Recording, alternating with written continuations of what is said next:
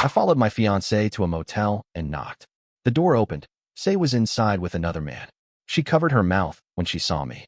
He smirked and said, "Guess you found out." That's when. I did not follow Lydia because of intuition or paranoia. I followed her because she lied in real time, and she did it badly. She said she was driving to her cousin's apartment on the east side to help with paperwork for a new lease. She said it casually, without details, which was already unusual for her. Lydia always explained things in advance, as if she needed permission from the world to move through it. That night she did not explain. She only announced. 10 minutes later, while she was supposedly already parked, I saw her car pass my street. I waited long enough to be sure. Then I got in my own car and followed at a distance that felt boring rather than dramatic. She drove past the apartment blocks, past the shopping strip, and toward the highway.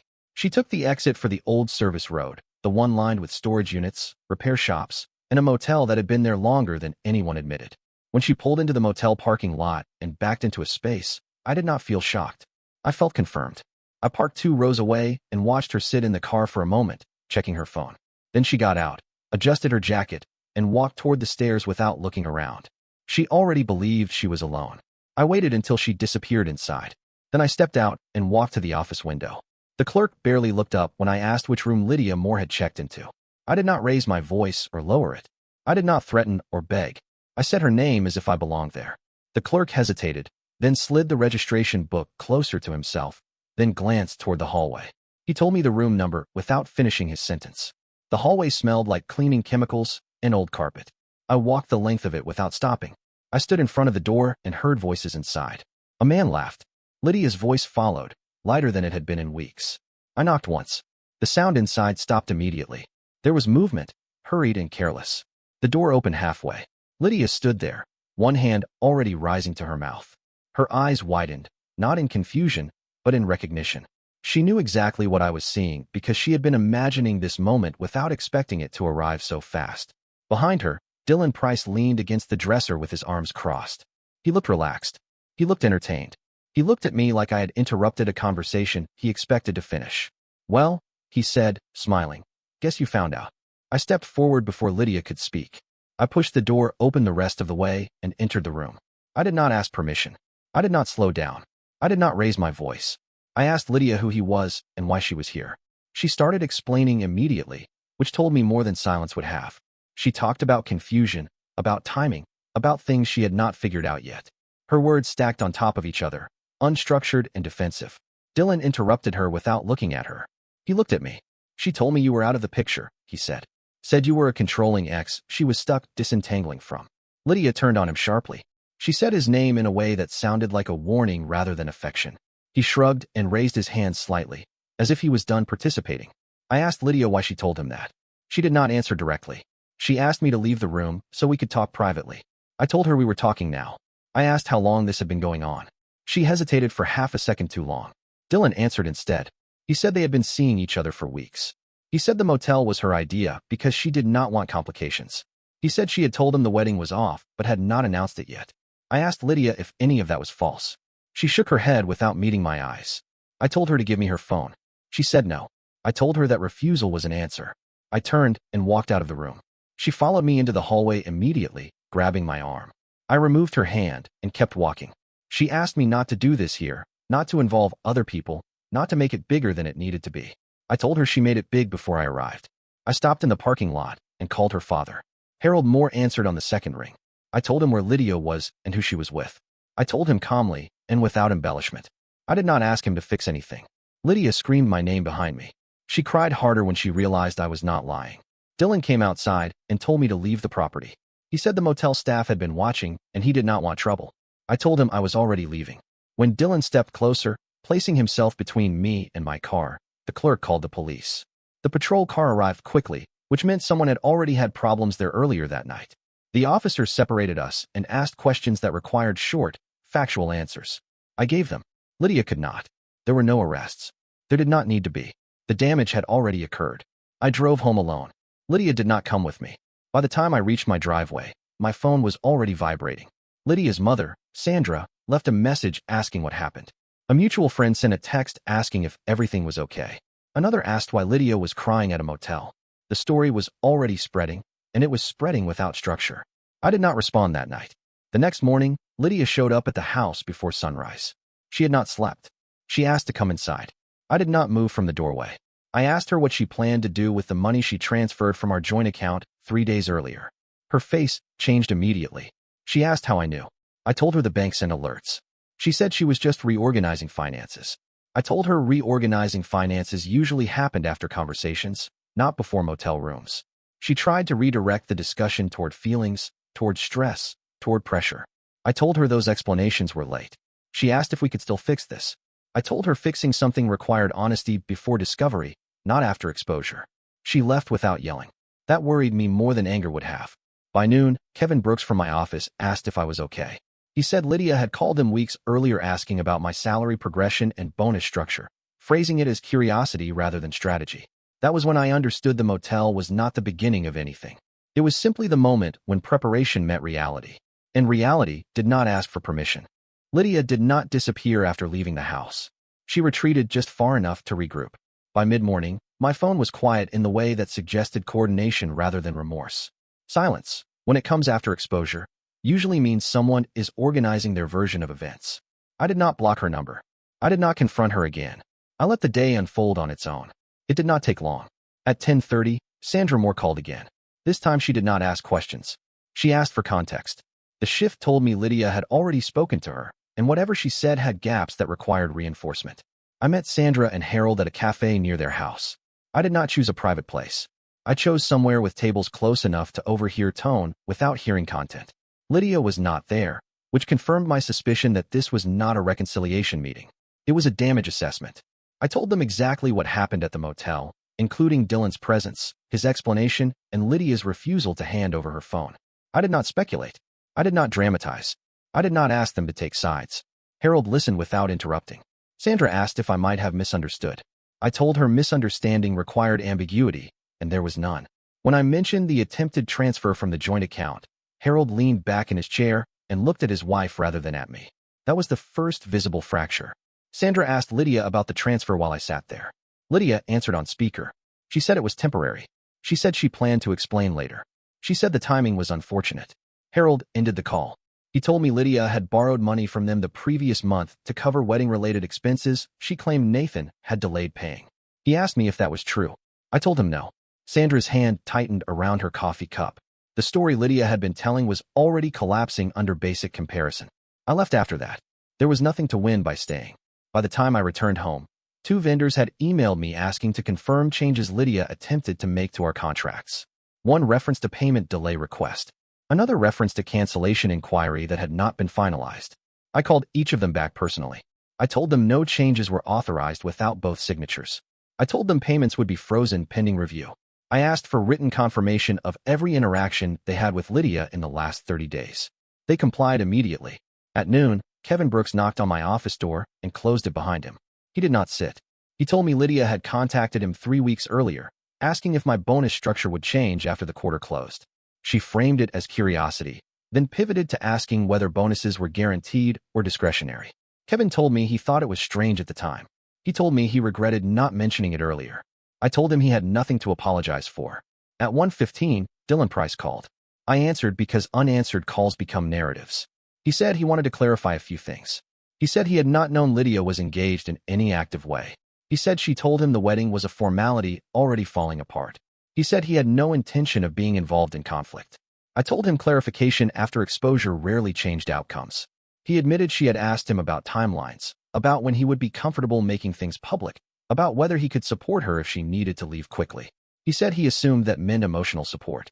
He said now he was not sure. I told him that uncertainty was his to resolve. He asked if I planned to escalate this publicly. I told him escalation happened when lies met witnesses. He hung up without arguing. At 2 o'clock, Lydia showed up at my workplace. She did not enter quietly. She did not ask permission. She stood in the lobby and demanded to see me. Security intervened when her voice carried beyond the front desk. I stepped out before they could escort her away. I did not want this filtered through policy. She accused me of humiliating her in front of her parents. She accused me of exaggerating the motel incident. She accused me of sabotaging her relationships. I asked her why she contacted Kevin about my income. She did not answer. I asked her why she told Dylan I was a controlling ex. She said that was how it felt. I asked her why she tried to move shared funds before leaving. She said she needed security. Security escorted her out before she could finish reframing. 3 co-workers witnessed the exchange. None of them looked surprised. That detail mattered. By the end of the day, messages began circulating. Lydia told one group she had been emotionally trapped. She told another the relationship had been open but undefined. She told a third that she had already ended things with me before the motel. The contradictions did not surface all at once. They surfaced person by person, conversation by conversation. Olivia Kent reached out that evening. She asked to talk. She did not defend Lydia. She did not accuse me. She said she felt uncomfortable with things Lydia had been saying for weeks and did not know what to do with them anymore. We met outside her apartment building. She stayed near the door, as if prepared to retreat. She told me Lydia had been planning an exit strategy for months. She said Lydia talked about timing, about optics, about how to control the story. She said Lydia wanted to ensure she left with sympathy and financial stability intact. Olivia showed me messages Lydia sent her outlining possible reactions from me and how to frame them to others. The messages did not mention feelings. They mentioned outcomes. I did not ask Olivia to send them to me. I did not ask her to confront Lydia. I told her she should decide what she wanted to do next for herself. She apologized anyway. That night, I froze the joint account entirely. I moved my paycheck into a separate account and notified the bank that no transfers were authorized without in-person confirmation.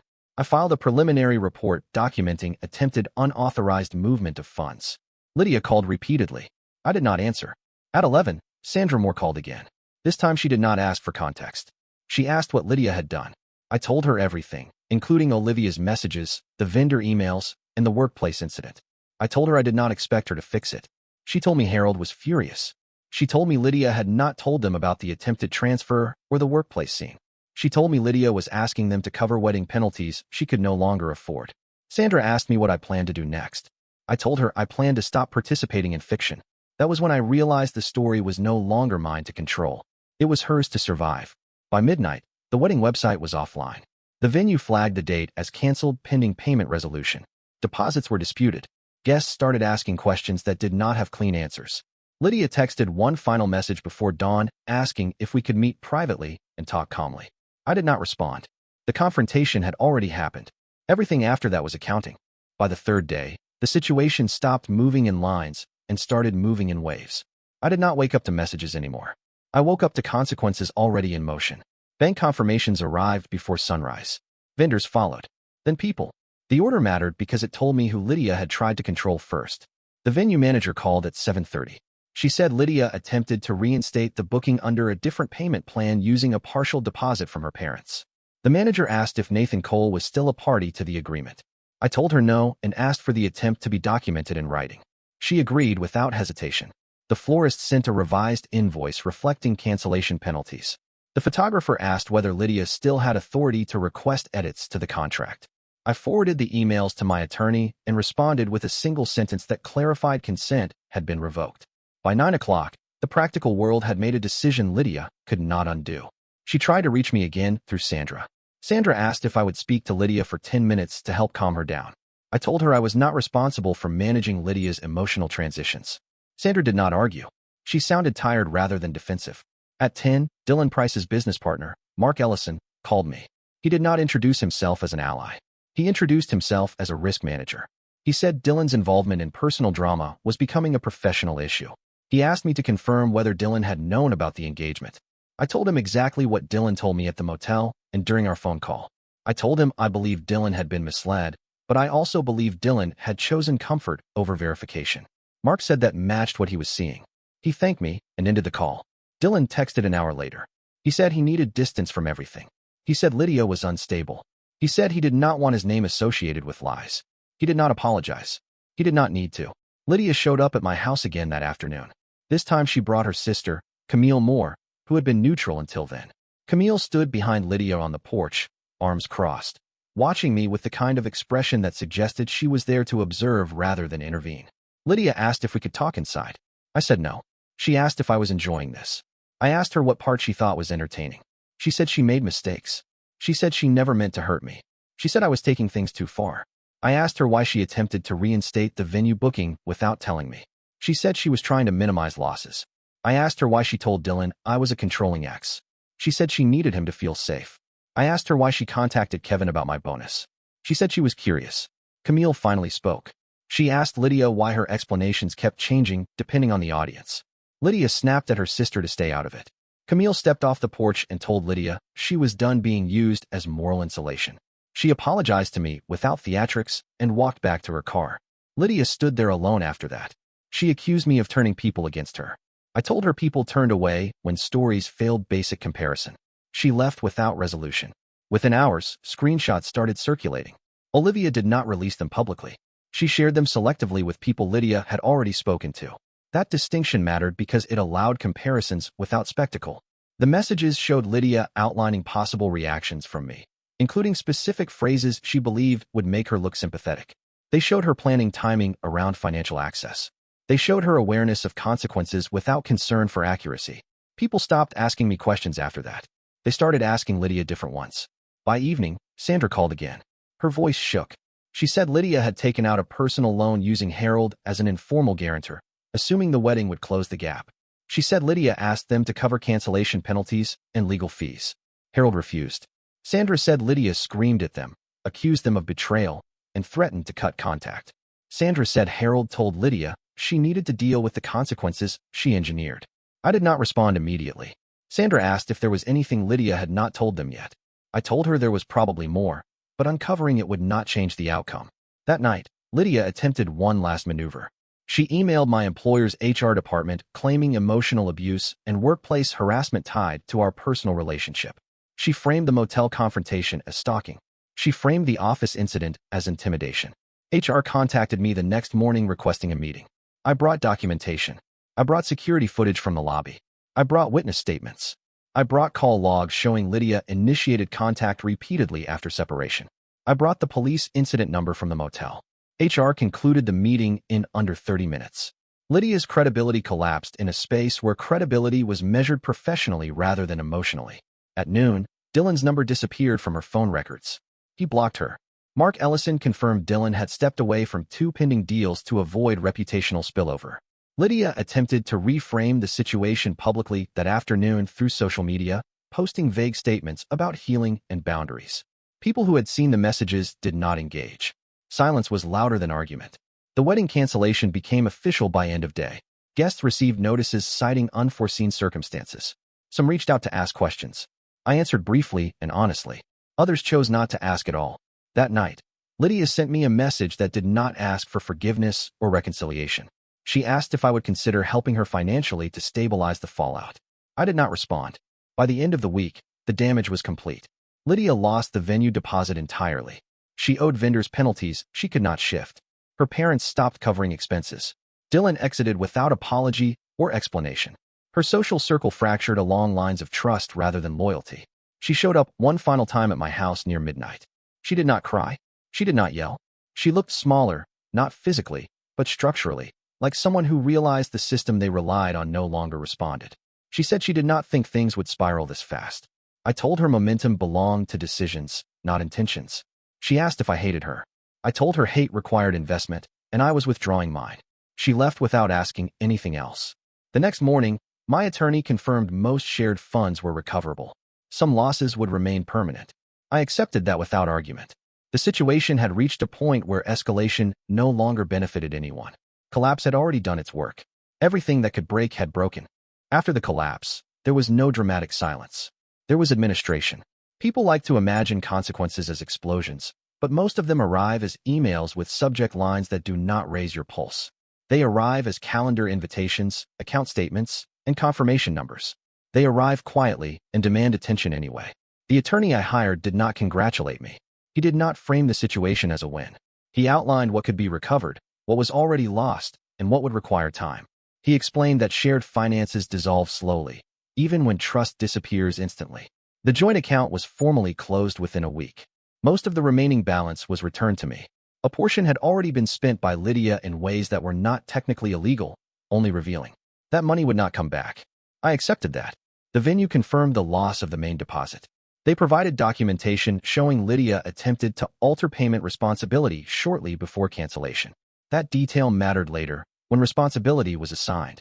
Vendors followed with itemized penalties. I paid what I was legally responsible for and disputed what I was not. There was no satisfaction in that process. Only closure. Lydia attempted to contact me again through a different number. She said she needed to talk about logistics. I replied once, asking her to direct all communication through legal counsel. She did not respond after that. Her parents reached out separately. Harold asked to meet. Sandra came with him. Lydia did not. They did not apologize on her behalf. They did not defend her either. Harold told me Lydia had moved back into their house temporarily. He said she was angry, then quiet, then angry again. He said she kept insisting she had been pushed into decisions she never intended to follow through on.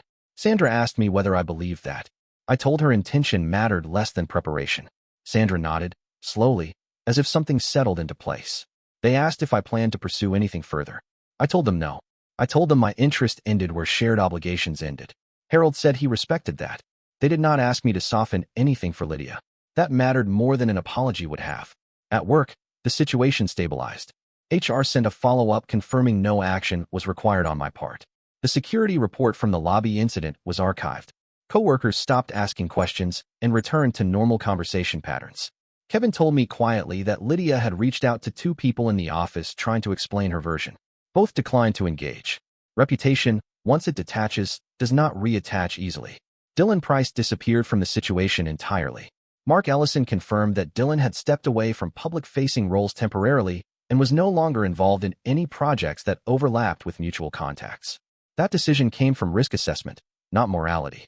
I did not hear from Dylan again. The wedding website stayed offline. Guests stopped asking questions. Some sent brief messages expressing regret. Others sent nothing. That silence did not feel cruel. It felt appropriate. A month passed. Life did not return to normal, but it did return to structure. I moved through days without checking my phone compulsively. I stopped replaying the motel hallway in my head. The memory did not disappear, but it lost urgency. One afternoon, a letter arrived from Lydia's attorney requesting a mediated discussion regarding shared property. There was very little shared property left. The request was less about division and more about acknowledgement. I declined mediation. My attorney replied with a summary of already resolved matters. That should have ended it. Instead, Lydia sent a handwritten note. It arrived without warning and without theatrics. She wrote that she had underestimated how quickly things could unravel. She wrote that she never intended for it to become public. She wrote that she felt abandoned when no one stepped in to help her manage the fallout. She did not deny what she had done. She reframed it as panic rather than planning. I read the note once. I did not keep it. Intentions explained emotions. They did not reverse outcomes. A week later, Camille Moore contacted me. She asked if I would meet her for coffee. She said Lydia did not know she was reaching out. Camille did not ask me to forgive anyone. She asked whether I believed Lydia understood what she had done. I told her Lydia understood the consequences, which was not the same thing. Camille nodded. She said that matched her experience. She told me Lydia had tried to blame everyone involved at different points. Dylan, her parents, me, Camille herself. Camille said the pattern was always the same. Lydia framed outcomes as betrayals rather than results. Camille said she was moving out of state for work. She said she needed distance from family dynamics that had been invisible until pressure revealed them. I wished her well. I meant it. Another month passed. Financial matters closed. The attorney sent a final summary. The numbers were smaller than they had been before the wedding planning began, but they were stable. Stability mattered more than totals. I returned items that had been purchased jointly. I donated what could not be returned. I changed the locks. I updated beneficiaries. I revised emergency contacts. These were not symbolic actions. They were practical ones. One evening, Lydia showed up unexpectedly at the house. She did not knock immediately. She stood on the walkway for several minutes before approaching the door. I watched through the window and did not move until she rang the bell. I opened the door. I did not invite her inside. She said she was not there to argue. She said she was not there to ask for anything. She said she wanted to tell me she was moving out of her parents' house and into a small apartment. She said she had taken a job that paid less than she expected. She said things had become very small very fast. I listened. She said she finally understood that control felt like safety until it disappeared. She said she kept expecting someone to interrupt the consequences, and no one did. I told her that interruption usually came before preparation, not after. She asked if I believed she had ever cared. I told her care existed in moments, but commitment existed in patterns. She nodded. She did not argue. She asked if I thought she would recover from this. I told her recovery depended on whether she learned or repeated. She stood there quietly for a long time. Then she said she would not contact me again. I told her that would be best. She left without looking back. Months later, I heard through indirect channels that Lydia was still telling versions of the story that minimized intent. Those versions did not travel far. People compared notes now. I also heard that Dylan's business stabilized and moved on. He did not suffer publicly.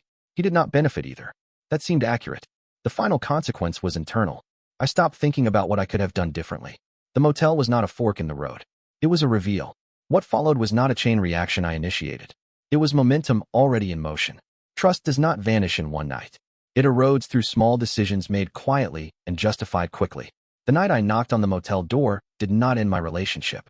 It showed me it had already ended. Everything after that was simply alignment catching up with reality.